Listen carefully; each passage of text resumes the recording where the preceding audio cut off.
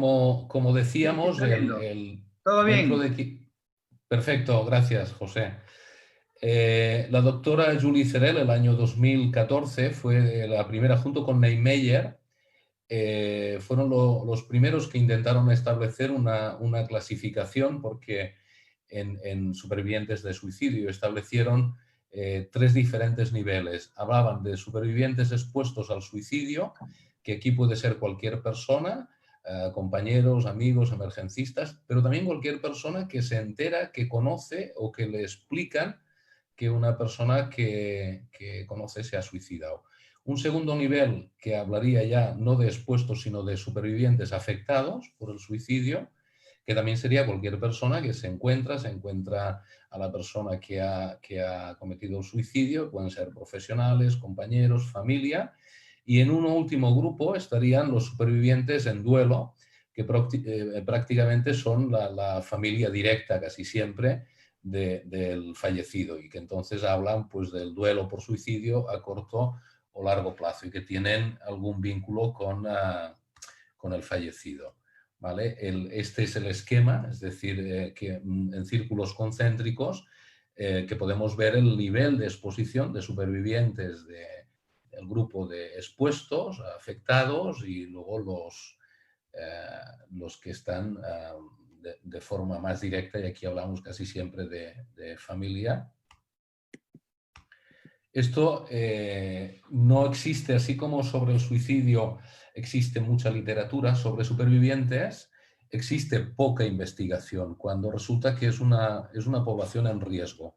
De los estudios que se han hecho, se ha detectado que supervivientes, estaríamos hablando de ese grupo anterior, de esos tres niveles, tanto los que están expuestos como los que se ven afectados, como familiares que están en duelo a corto o largo plazo por el suicidio de un ser querido. Se detecta que hay mayor riesgo de suicidio en estas personas, 6,6 veces más riesgo de suicidio que en la población general. Normalmente esto se da en madres viudas que pierden un hijo único y en hombres o mujeres en edad madura que pierden a su pareja, que son dependientes. También se ha detectado en los estudios que hay mayor riesgo en los 30 días posteriores o próximo al aniversario, y en general mayor afectación en la salud. Y un 40% de los supervivientes desarrollan duelo complejo. La Fuente DAS es una asociación que hay en Cataluña para supervivientes después del suicidio. Han atendido, y estos datos son de unas 1.045 personas supervivientes de suicidio. En otro estudio, a nivel epidemiológico, el profesor Klonsky, en el año 2017, hizo un metaanálisis y un estudio y concluyó que tanto la predicción como la prevención del suicidio no ha mejorado significativamente en las últimas décadas. Y la doctora Julie Cerel hizo un estudio con 1.432 adultos para ver cuál era la prevalencia de una persona a lo largo de su vida de estar expuesta al suicidio. No necesariamente con antecedentes, sino una persona, un ciudadano normal. La sorpresa de este estudio marcó que aproximadamente el 52% de la población ha estado expuesta a una situación o más de suicidio a lo largo de la vida. Es decir, que el ciudadano, que la persona, que el individuo, igual que está expuesto a una serie de riesgos, también está expuesto al riesgo de que alguna persona, algún amigo, algún compañero de trabajo, se haya suicidado. De toda esta población encontraron en el 35% que había pues, ansiedad de moderada a severa. Y evidentemente a mayor proximidad, es decir, expuestos y familiares, este 35% pues era mayor. Pero la sorpresa es que en población general estamos más expuestos a situaciones y a conocimiento de suicidio, por lo tanto también más riesgo. Otro de los datos que también en los pocos estudios que se ha hecho sobre supervivientes es de la Universidad de Canadá, Bolton, con 3.400 jóvenes entre 18 y 40 años que habían perdido a un hermano ¿vale? Por suicidio. Detectó que era menos probable, es decir, recibir ayuda inmediata de salud mental o ayuda informal que en otro tipo de muertes. Es decir, si alguien fallece por una catástrofe natural, por un accidente, tienen mayor probabilidad de recibir ayuda o solidaridad o comunitaria o de los servicios públicos. En cambio, los familiares de alguna persona que se ha suicidado tienen menos probabilidad de recibir ayuda. Esto nos da una idea también del nivel de estigma que hay en torno no solamente al suicidio, sino todo lo que le rodea. Aunque no son exhaustivos, los estudios hablan de que por cada persona que se suicida hay entre 5 y 7 personas de la familia, del entorno próximo, que estarán en un cierto riesgo alto de problemática de salud en general y de salud mental. Y otros estudios hablan de que el entorno puede llegar a las 30, 60 personas de la red social amplia de aquella persona. En el duelo por suicidio, lo único que sí que podemos ver en las intervenciones y después en los seguimientos que se hacen en diferentes colectivos, que los tiempos y las intensidades de las reacciones, tanto de estrés, de ansiedad como de duelo, aumentan. Pero eso por sí mismo no quiere decir que se convierta en un duelo complejo. Nosotros lo que intervenimos en los primeros momentos, y aunque cuando hay un fallecido y hay un suicidio se tiende mucho a hablar de duelo, nosotros estamos comprobando que inicialmente toda la cohorte de reacción de familiares, tanto de niños, adolescentes como de adultos, vemos que es mucho más, se relaciona más o hay más semejanza con sintomatología traumática que no de duelo. Porque las personas, incluso en los primeros momentos, ya hay reexperimentación intrusiva de lo que han visto, hay evitación de querer entrar, de volver a la vivienda y hiperactivación fisiológica. Por lo tanto, nosotros hablamos de reacciones postraumáticas como respuesta a la muerte por suicidio. También hablamos de reacción aguda de estrés, es decir, más que encontrarnos con una situación y estas reacciones postraumáticas lo que hacen es interferir con el inicio de un duelo normal, pero el enfoque de nuestra guía no va tanto hacia lo que puede suceder o inicialmente en un duelo, sino tomamos el hecho como una situación potencialmente traumática y lo abordamos desde un modelo de gestión de estrés agudo. Para ver un poco qué es lo que nos encontramos cuando trabajamos con supervivientes, el profesor Kane, en su libro o en su artículo de supervivientes de suicidio, he recogido estas dos frases porque, de manera resumida, yo creo que reflejan con mucha exactitud lo que la mayoría de nosotros, cuando vamos a trabajar en un suicidio consumado y a trabajar con los familiares y el grupo de afectados, nos encontramos esto. La persona que se suicida deposita todos sus secretos en el corazón del superviviente. Lo condena a afrontar multitud de sentimientos negativos y, aún peor, a obsesionarse con pensamientos relacionados con su papel real o posible a la hora de haber precipitado el acto o de haber fracasado en evitarlo. Perdón.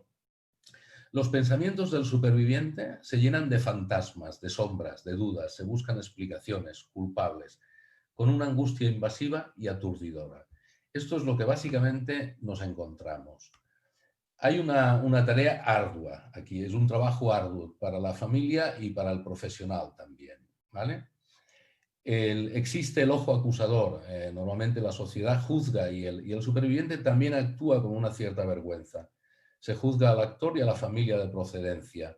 Se sabe que la familia recibe menos apoyo.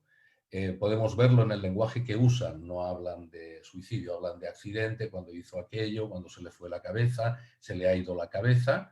Por lo tanto, una de las esencias de la intervención psicológica avanzada en suicidio consumado es empezar a confrontar el estigma desde los primeros momentos, de forma suave y acompasando, pero no haciendo evitación, ¿vale? Es un reto para el profesional, porque el psicólogo se va a encontrar en un escenario judicial, en ocasiones dantesco, en el domicilio, en la calle, si se ha precipitado.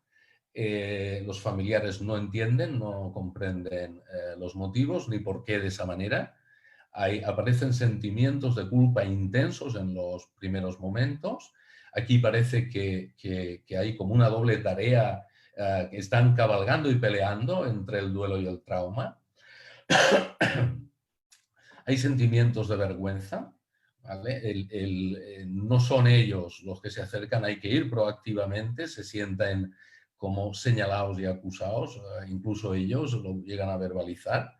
Se dejan abiertas muchas cosas, hay muchas preguntas, mucha confusión y pocas respuestas en ese momento.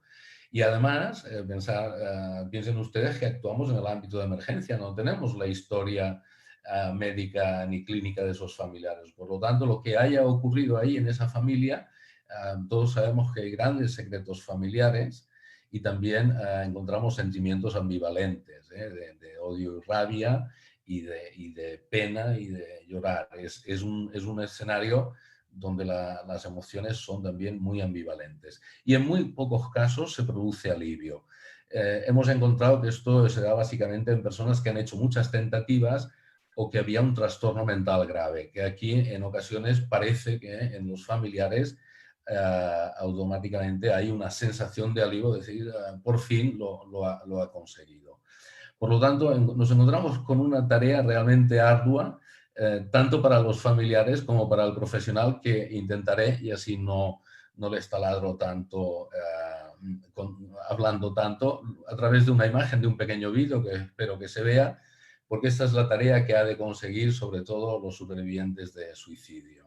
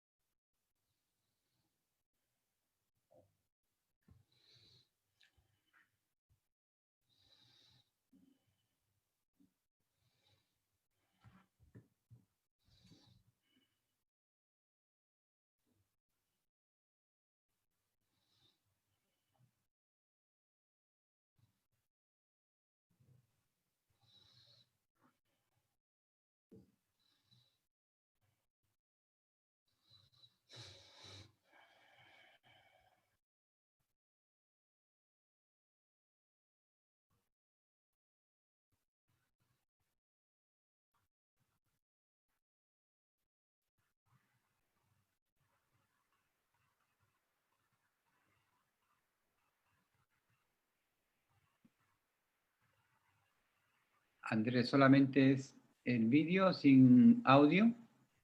Sí, sin audio, sí, sí, es simplemente verlo y las frases. Vale.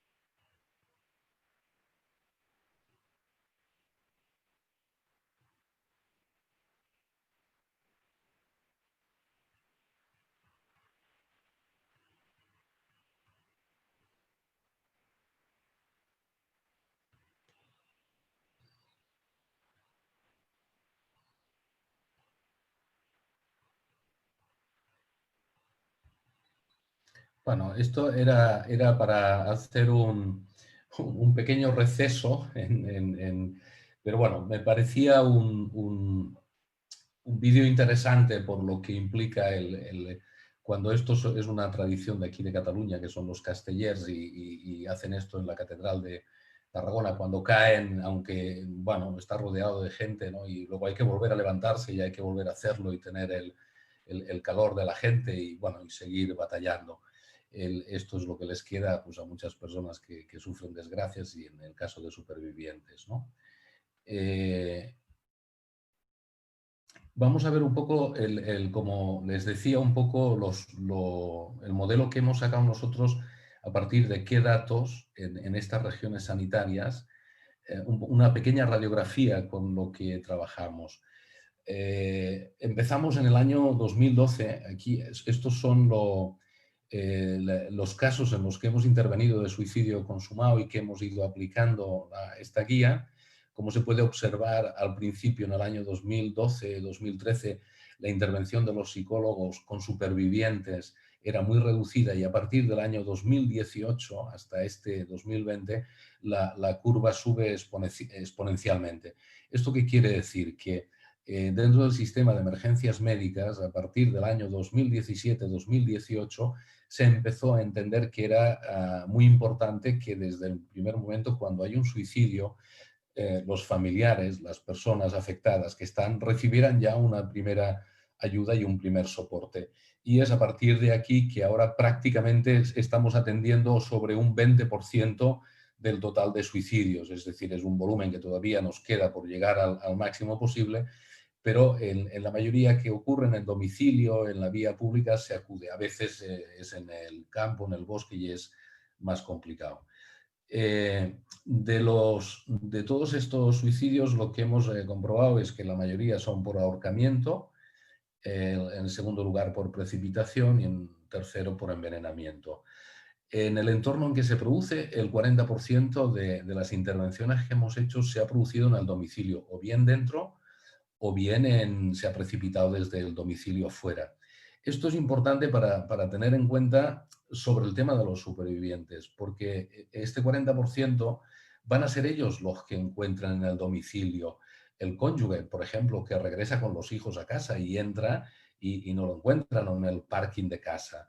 El hecho de que este porcentaje tan alto sea en el domicilio, o acuden y ven muchos coches muchas ambulancias y policía, porque a lo mejor se ha precipitado y lo encuentran en la acera, en la calle, ¿no? Le ven precipitarse. Y en muchos casos que también hemos encontrado, al ser los primeros en encontrarlo, pues, y es bastante duro, pues ha sido la propia pareja, sea el hombre, sea la mujer, e incluso a veces con niños adolescentes, los que han intentado en el caso de ahorcamiento, pues bajarle o hacerle una RCP, una reanimación.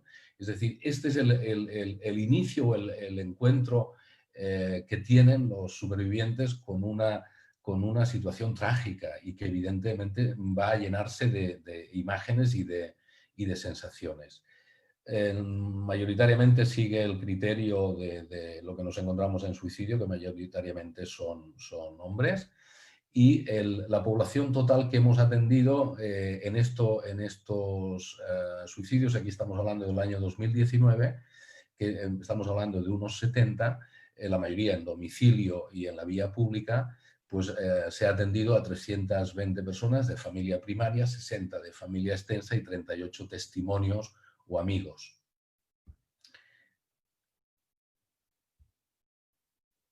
Vale, y voy a intentar ir rápido para entender, es decir, que este modelo nosotros lo tomamos como una guía que hemos intentado consensuar y que la estamos cambiando a menudo porque veíamos que no se puede intervenir en emergencias con un mismo modelo absolutamente para todo. Si vamos con un modelo de primeros auxilios psicológicos en supervivientes de suicidio, podemos estigmatizar más y podemos hacer debilitar a la persona. Entonces, la experiencia que hemos sacado de la intervención digamos, de todos estos casos sobre la práctica y después a través de reuniones entre el grupo de psicólogos, que somos unos 70, y consensuado con psiquiatras y con médicos, hemos ido haciendo la guía que les presentaré ahora. De entrada, nosotros entendemos el trabajar con supervivientes como un proceso asistencial, que se inicia cuando contactamos, vamos al domicilio donde se ha producido el suicidio, cuando el proceso se inicia con este contacto y finaliza cuando hayamos conseguido los objetivos psicológicos asistenciales que que son los objetivos de esa primera asistencia. Evidentemente, luego habrá todo un proceso de continuidad que ya no es de servicio de emergencia, será de la red pública. Y se cierra con un informe asistencial. Para nosotros esto es importante, ¿eh? Ahí se recoge sintomatología, acciones realizadas y una de las cosas importantes para desestigmatizar es que este informe asistencial que hace el psicólogo va a quedar colgado en la historia clínica del sujeto, es decir, que su médico de familia puede verlo, con lo cual también puede preguntarle cómo se encuentra. No es una cosa que se pueda esconder, pensamos que es importante para desestigmatizar, ¿vale? Nos encontramos de que en principio los supervivientes son reacios a pedir ayuda o atención profesional.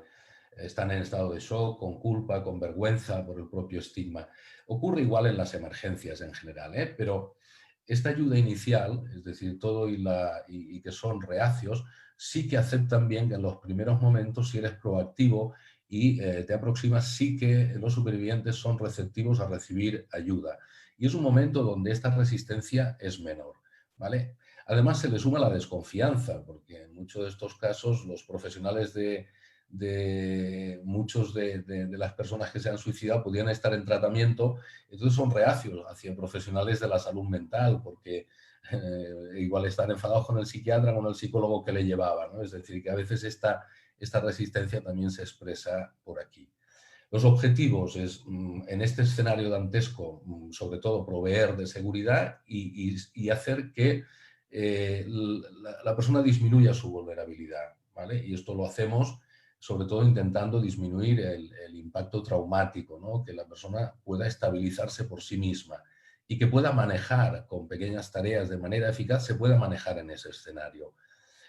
Disminuir la entropía ambiental es un caos. Normalmente cuando hay un suicidio, bomberos, policías, forenses, vecinos, más los familiares y que van acudiendo y todo tiene su tiempo.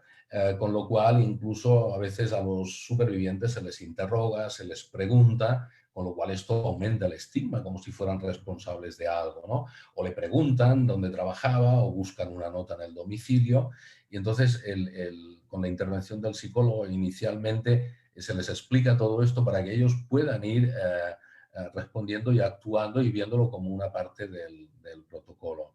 También se les da información sobre procedimientos forenses para que ejerzan dominio control sobre la situación y sobre todo nos enfocamos en lo cognitivo, ¿vale?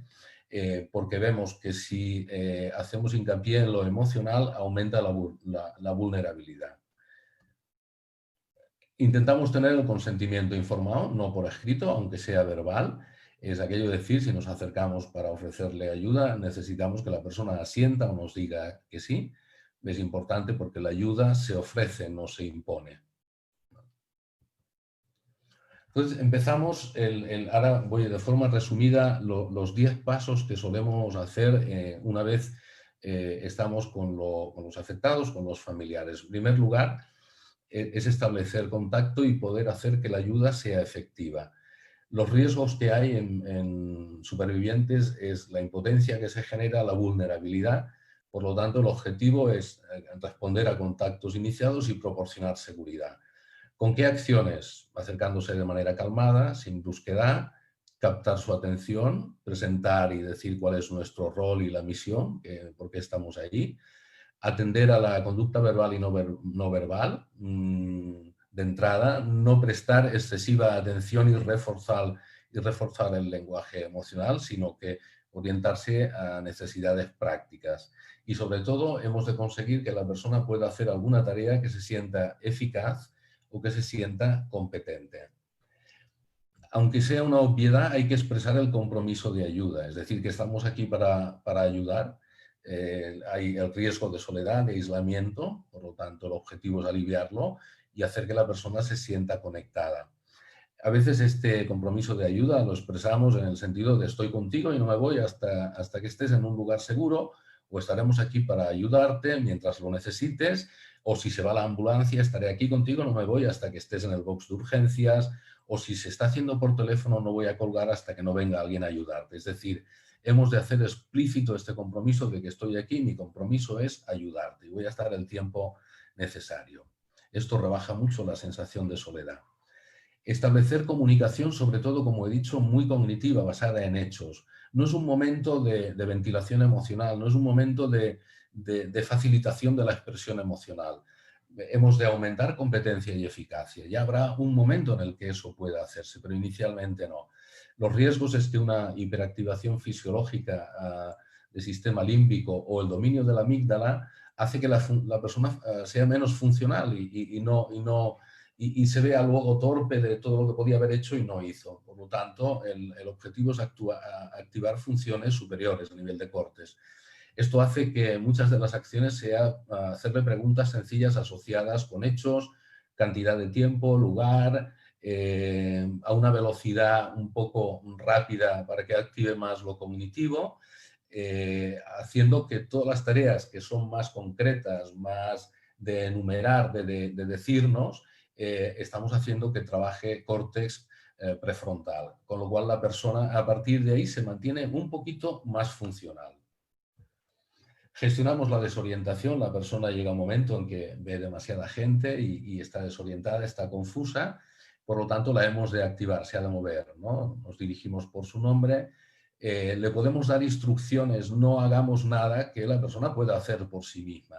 Esto en emergencias es muy habitual, coger, abrazar, llevar a un sitio, llevar a otro. Todo esto aumenta vulnerabilidad en los primeros momentos. Por lo tanto, podemos tratar a la persona, dirigirnos por su nombre y lo que queremos de ella, podemos indicarle si se ha de dirigir hacia algún lado o darle alguna instrucción concreta de que nos acerque a algo o de que llame, etcétera, etcétera. Solo si no es capaz, entonces le ofreceremos ayuda.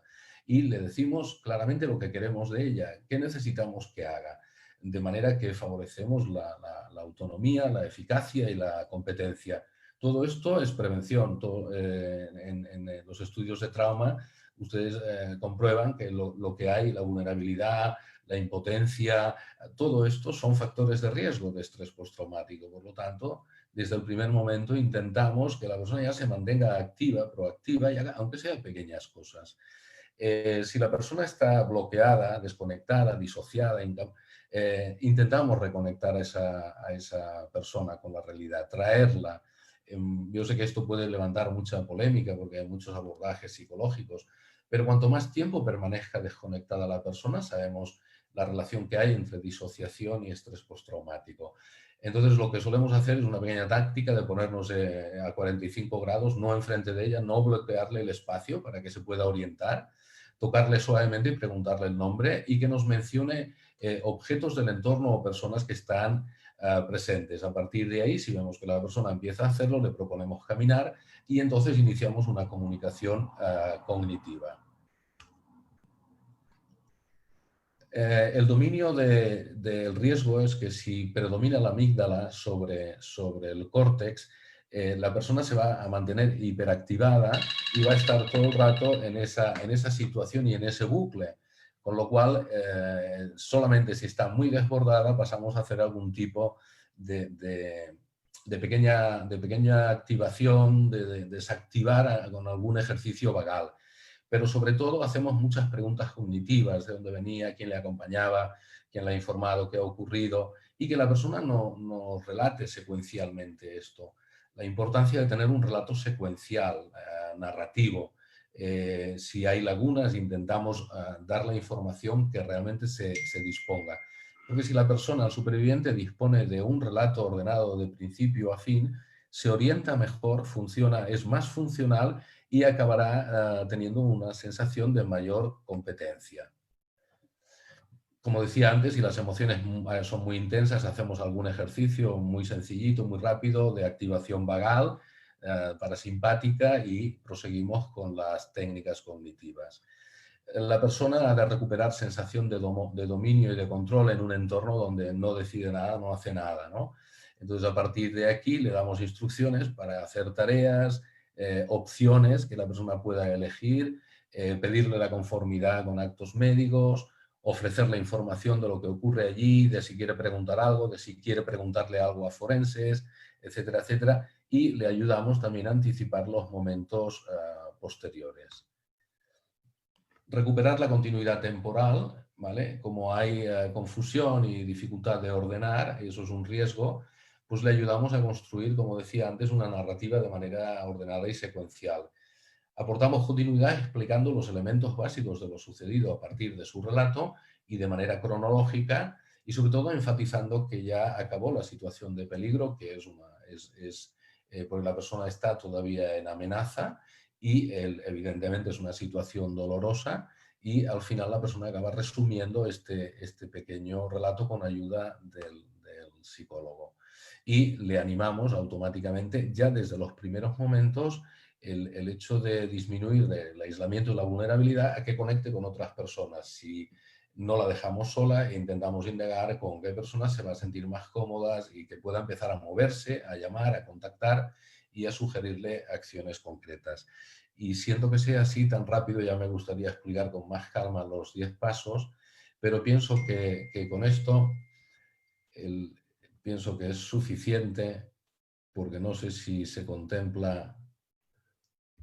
Bueno, esto es el escenario, 4 conceptos, que esto sí que se lo enviaré, pero pienso que con estas 10 pinceladas, y siento que sea así tan atrapado y tan rápido, me gustaría que fuese más lento, y muchas gracias por su atención, y no sé si ahora en algún momento pueden haber preguntas o lo que sea. Ya me dirás tú, José o José.